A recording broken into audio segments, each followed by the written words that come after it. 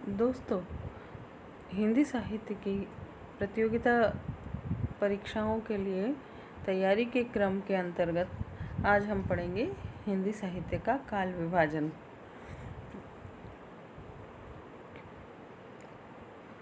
किसी भी इतिहास का क्रमबद्ध और व्यवस्थित अध्ययन करने के लिए उसे कुछ खंडों में बांटना आवश्यक होता है, जिससे उसका सुचारू अध्ययन किया जा सके।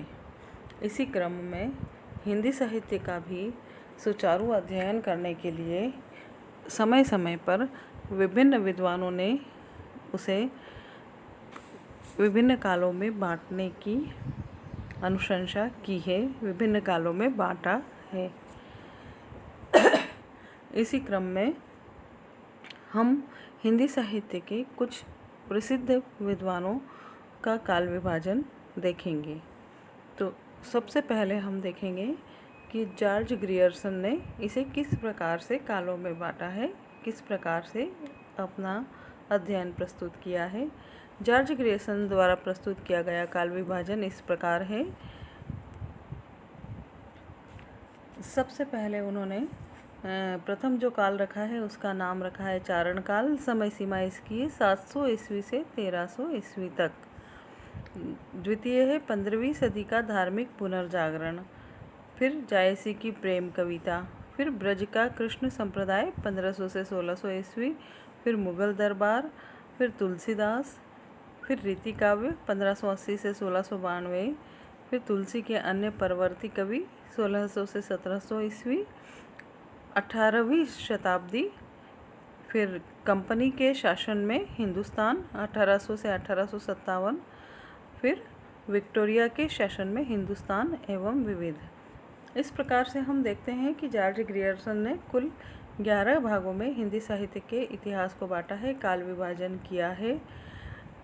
लेकिन इसमें कई दृष्टियों से कई कमियां भी हैं। तात्कालिक समय में यह समुचित रहा होगा, लेकिन इसमें कोई एक ऐसा आधार दिखाई नहीं देता है कि जिसके आधार पर इन सबको बांटा है। कहीं समय सीमा आधार है, तो कहीं प्रवृत्ति आधार है, तो कहीं कोई कवि आधार है।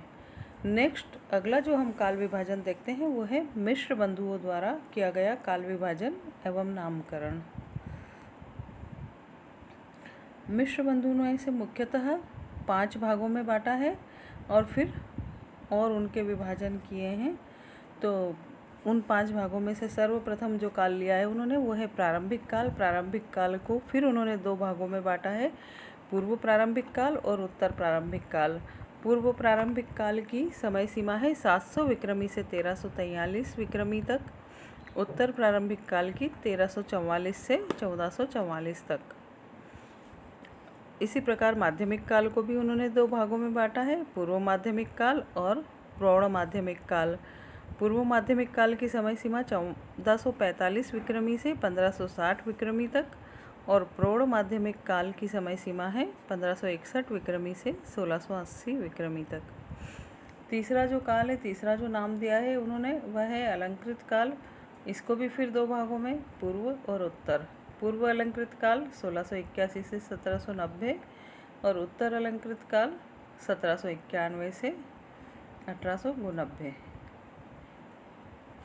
चौथा काल जो है वो है इनका परिवर्तन काल 1890 विक्रमी से 1925 विक्रमी तक और पांचवा वर्तमान काल 1926 विक्रमी से अद्यावधि। तो इस प्रकार से हम देखते हैं कि मिश्र बंधुओं ने हिंदी साहित्य के इतिहास का काल विभाजन 5 भागों में किया है, प्रारंभिक काल, माध्यमिक काल, अलंकृत काल, परिवर्तन काल और वर्तमान काल। इसके आगे जब हम चलते हैं तो अगला जो काल विभाजन हम देखते हैं वो है आचार्य रामचंद्र शुक्ल का काल विभाजन। आचार्य रामचंद्र शुक्ल का काल विभाजन आज तक अपनी मान्यता रखता है। यह एक महत्वपूर्ण काल विभाजन है और हम देखते हैं उन्होंने कक्षा 8 से हम इसे पढ़ते चले आते हैं कि आचार्य रामचंद्र शुक्ल ने हिंदी साहित्य का काल विभाजन इस प्रकार किया है: वीरगाथा काल, भक्ति काल, रीति काल और आधुनिक काल। वीरगाथा काल का समय उन्होंने बताया है संवत 1050 से 1375। भक्ति काल का समय है 1375 से 1700। रीति काल का समय 1700 से 1900 संवत। और फिर आधुनिक काल है 1900 से अब तक। तो आचार्य रामचंद्र शुक्ल का काल विभाजन प्रायः सुव्यवस्थित आधारों पर था और इस कारण मोटे तौर पर यह काल विभाजन कुछ हेरफेर के साथ आज भी मान्य समझा जाता है। अगला काल विभाजन हम देखते हैं। महत्वपूर्ण जो काल विभाजन है आज डॉक्टर हजारी प्रसाद द्विवेदी द्वारा किया गया काल विभाजन। डॉक्टर द्विवेदी ने इसे 4 भागों में बांटा है: आदिकाल, भक्तिकाल, रीतिकाल और आधुनिक काल। आदिकाल का समय आपने माना है 10वीं से 14वीं शताब्दी तक, भक्तिकाल 14वीं से 16वीं शताब्दी तक, रीतिकाल 16वीं से 19वीं शताब्दी तक और फिर आधुनिक काल 19वीं शताब्दी के मध्यकाल से अब तक।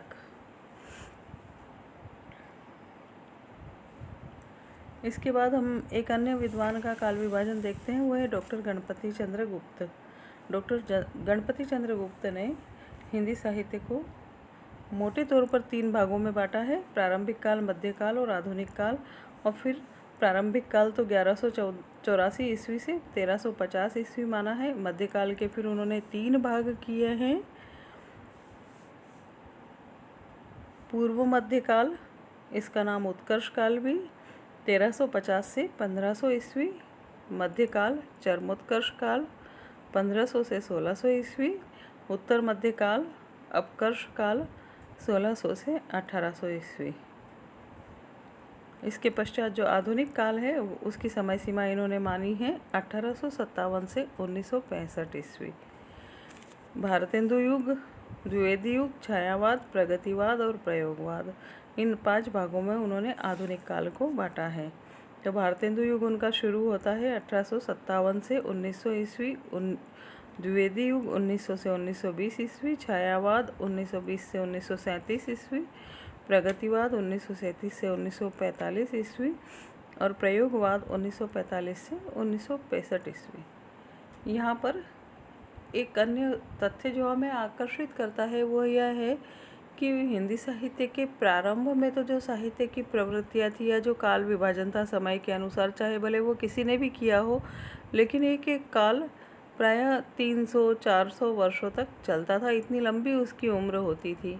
लेकिन जैसे ही हम आधुनिक काल के अंतर्गत आते हैं, जैसे कि अभी हमने देखा गणपति चंद्र गुप्त के काल विभाजन में कि कोई 15 से 20 साल 25 साल के मध्य इन कालों की उम्र है।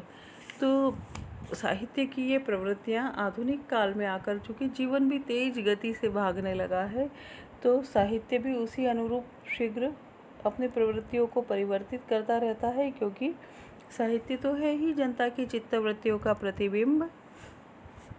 तो इसलिए आधुनिक काल में ये प्रवृत्तियाँ शीघ्र परिवर्तित होती रहती हैं। इसके पश्चात हम आधुनिक काल के एक प्रमुख विद्वान डॉक्टर नगेंद्र द्वारा किया गया काल विभाजन और देखते हैं। इन्होंने भी हिंदी साहित्य के इतिहास को वही 4 भागों में बांटा है, कमोबेश आचार्य शुक्ल जी के कुछ परिवर्तन के साथ। डॉक्टर गणपति चंद्र गुप्त के 3 भाग नहीं अपितु 4 भाग इन्होंने किए हैं। डॉक्टर नगेंद्र ने हिंदी साहित्य के इतिहास के काल विभाजन के क्रम में आचार्य शुक्ल एवं आचार्य द्विवेदी का अनुकरण थोड़े परिवर्तन के साथ किया है। सबसे पहले काल को उन्होंने नाम दिया है आदिकाल। आदिकाल समय सीमा इन्होंने मानी है 7वीं शती के मध्य से 14वीं शती के मध्य तक। दूसरा इनका है भक्तिकाल, 14वीं शती के मध्य से 17वीं शती के मध्य तक। तीसरा है रीतिकाल, 17वीं शती के मध्य से 19वीं शती के मध्य तक। फिर चौथा है आधुनिक काल। आधुनिक काल 19वीं शती के मध्य से अब तक। अब आधुनिक काल के फिर इन्होंने 4 भेद किए हैं: पुनर्जागरण काल, जागरण सुधार काल, छायावाद, छायावादोत्तर काल। पुनर्जागरण काल यह भारतेंदु काल भी है। 1857 से 1900 ईस्वी इसका समय है। जागरण सुधार काल द्विवेदी काल 1900 से 1918 ईस्वी। छायावाद 1918 से 1938। छायावादोत्तर काल के फिर आपने 2 भाग किए हैं। प्रगति प्रयोग काल 1938 से 1953 ईस्वी और नवलेखन काल 1953 ईस्वी से अब तक।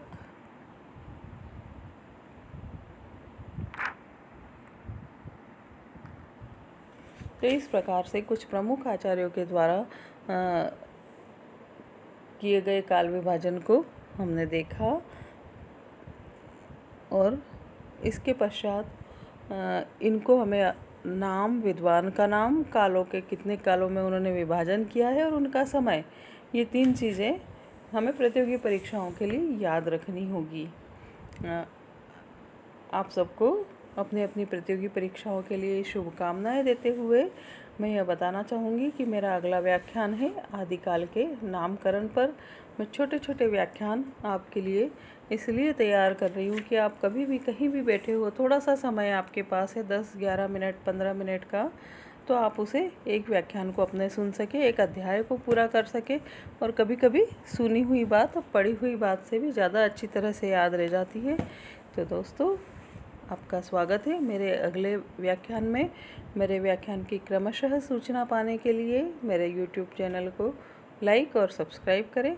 धन्यवाद।